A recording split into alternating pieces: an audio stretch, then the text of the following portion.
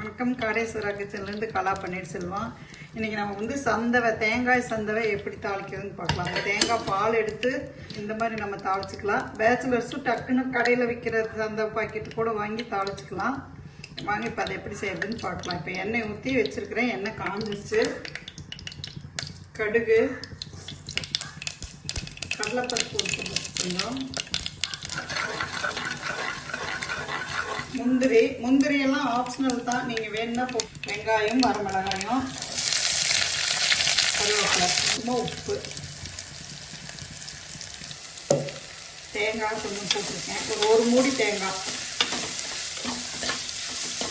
வீட்லேயே ஆட்டுற மாவுனால நம்ம வந்து உப்பு போட்டு ஆட்டிடுவோம். நீங்கள் கடையில் வாங்குகிற பாக்கெட்டாக இருந்ததுன்னா உப்பு போட்டுக்குங்க. அதே மாதிரி தேங்காய்க்கு போடும்போது கொஞ்சம் உப்பு ஜாஸ்தி. சந்தவை பாருங்க,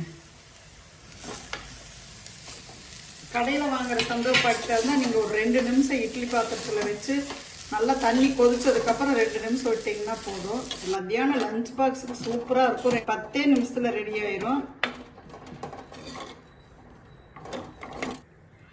நீங்களும் இதே மாதிரி செஞ்சு பார்த்துட்டு எப்படி இருந்ததுன்னு கமெண்ட் பண்ணுங்கள்.